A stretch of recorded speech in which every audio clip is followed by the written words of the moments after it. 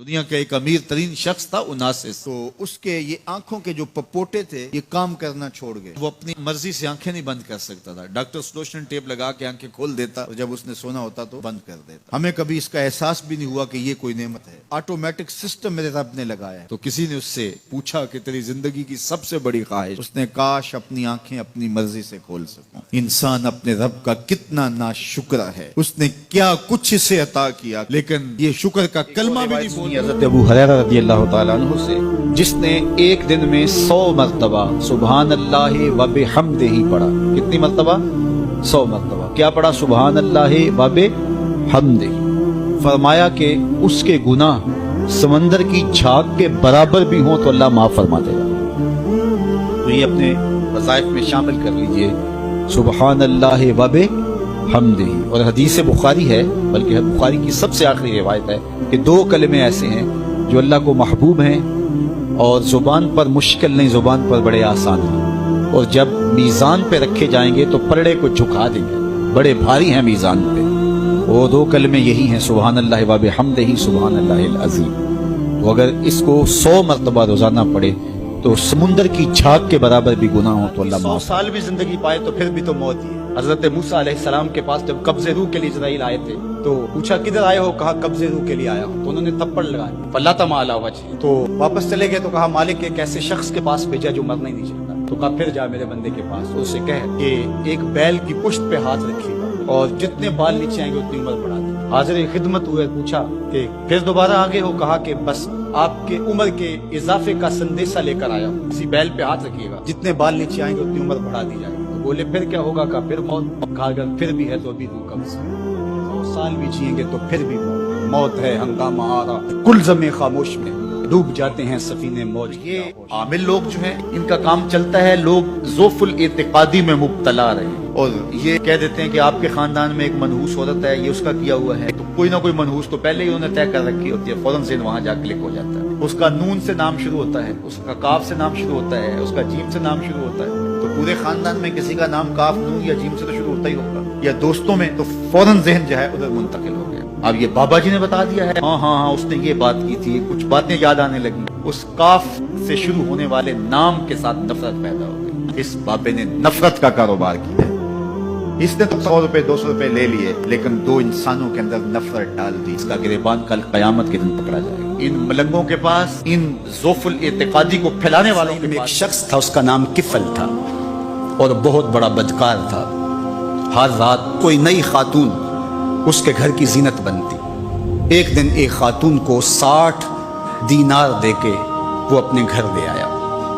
جب بدی پہ آمادہ ہو گیا تو اس خاتون کا وجود کانپنے لگا، اس کا بدن تھر تھرانے لگا. کفل نے کہا کہ کیا ماجرا ہے؟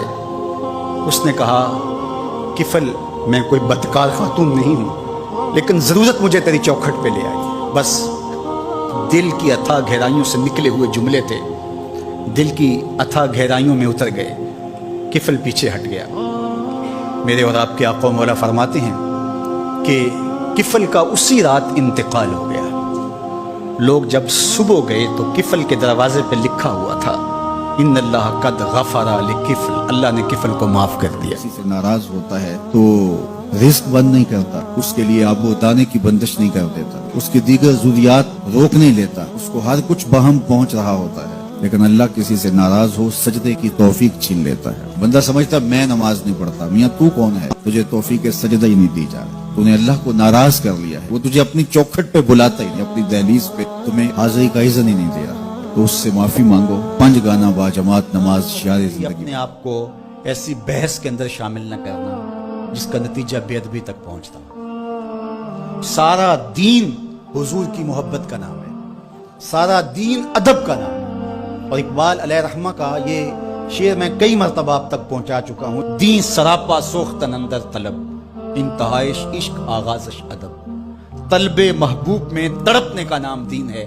ادب سے شروع ہوتا ہے، عشق پہ ختم ہوتا ہے. داتا گنج بخش علی حجویری سے ایک مرید نے کہا حضرت اگر رونے کی کوشش کریں پھر بھی رونا نہ آئے، فرمایا پھر اپنے مقدر پہ رویا کرو. تم اتنے سنگ دل ہو گئے ہو کہ تمہاری آنکھیں آنسوں کا خراج ہوں گے. جو رونا نہیں جانتا وہ اللہ کی رحمتوں کو اور اللہ کی کرم نوازیوں کو کیسے سمیٹ پائے گا. بچہ روتا ہے تو ماں دودھ دیتی ہے، جب بندہ اللہ کی حضور الہاؤ زاری کرتا ہے، عجز کرتا ہے، انکساری کرتا ہے، تو اللہ کی رحمتوں کو جوش آتا ہے اور اللہ تعالیٰ کی رحمتیں اس پہ برستی ہیں اور اس کے نہ صرف گناہ معاف ہوتے ہیں بلکہ اللہ تعالیٰ اس کے گناہوں کو بدل کے نیکیوں میں تبدیل۔ فرمایا جب اچھے لوگوں کا ذکر کرو تو میرے عمر کا ذکر بھی کیا کرو۔ عمر کے سائے کو دیکھ کے شیطان بھاگتا ہے۔ اسلام لائے تو زندگی کی ایک ایک سانس اسلام کے لیے وقف کر دی، حضور کی شریعت کا پہرا دیا، اسلامی فتوحات پھیلی تو پھیلتی ہی چلی گئی، کبھی مصر فتح ہو رہا ہے، کبھی ایران فتح ہو رہا ہے، عدل و انصاف کا دورہ ہوتا ہے۔ زمانے نے دیکھا کہ غیر مسلم بھی عدالت میں کھڑا ہے تو اسے خوف نہیں ہوتا تھا کہ میرے سے ناانصافی ہوگی، اس لیے کہ حکومت تمہاری صورتوں کو نہیں دیکھتا،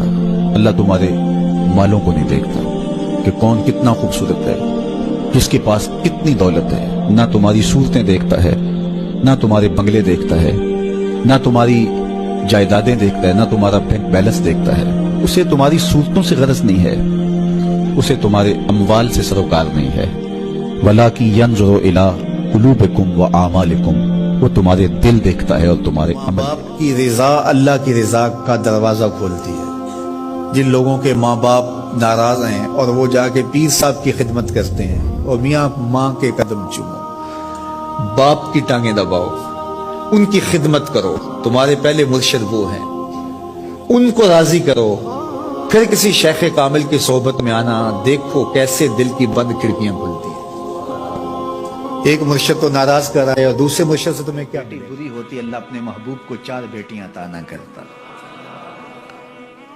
بعض اوقات بیٹی بیٹوں سے بہتر قرار پاتی۔ حضرت حنا نے دعا مانگی کہ اے اللہ مجھے اولاد عطا کر، پھر کیا ہوا کہ جب ولادت کے لمحے قریب آئے تو بیٹا پیدا نہیں ہوا، بیٹی پیدا ہوئی۔ تو اللہ تعالیٰ جل شانہ نے حضرت حنا سے کہا جس طرح کی ہم نے تمہیں بیٹی دی ہے ایسے بیٹے بھی نہیں ہوتے، اور اس کا نام مریم رکھا۔